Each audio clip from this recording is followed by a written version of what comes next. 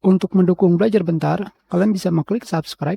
Halo, selamat datang di Belajar Bentar. Sekarang kita akan belajar mengenai cara mengaktifkan fitur Resizable Bar atau dikenal sebagai AMD Smart Access Memory. Pertama, untuk mengetahui apakah Resizable Bar sudah aktif atau belum, bisa menggunakan aplikasi GPU Z. Pada bagian bawah terdapat keterangan Resizable Bar, apakah disable atau enable. Bisa kalian klik. Di sini terdapat keterangan kebutuhan Resizable Bar. Semua sudah yes, tinggal pengaturan di BIOS saja, yaitu 4G decode dan Resizable Bar. Pada bagian bawah, di sini terdapat ukuran bar size yang bisa diakses adalah 256 MB. Untuk mengetahui kebutuhan sistem, Resizable Bar bisa melihat pada website AMD tentang Smart Access Memory. Motherboard seri 500. Di sini saya menggunakan seri 450. Prosesor, jika kalian menggunakan seri 3000, bisa melihat pada footnote nomor 4. Jadi, tidak semua prosesor seri 3000 bisa. Prosesor seri 5000 tentu saja bisa.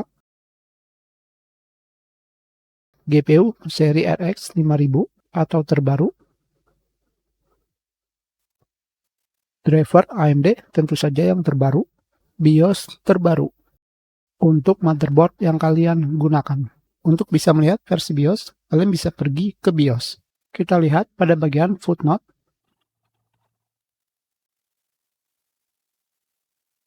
Footnote nomor 4. Di sini terdapat keterangan prosesor seri 3000 yang dikecualikan adalah 3400G dan 3200G bagian BIOS. Sekarang kalian pergi ke pengaturan BIOS. Tiap merek motherboard atau laptop tidak beda jauh pengaturannya, yaitu kalian pergi ke bagian setting, advance,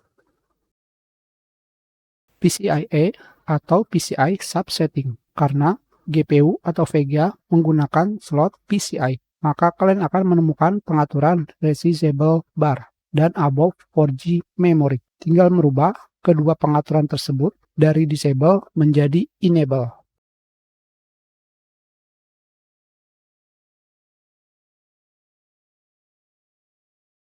Selanjutnya, keluar dan simpan pengaturan BIOS.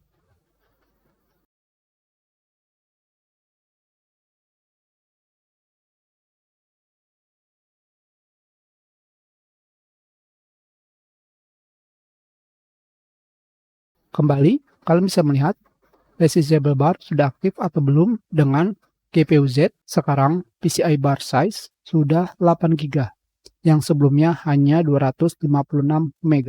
Sekarang, apakah performa ketika bermain game bisa meningkat atau tidak? Tergantung gamenya. Ada yang bisa, ada yang tidak. Kita sudahi pelajaran kita. Terima kasih.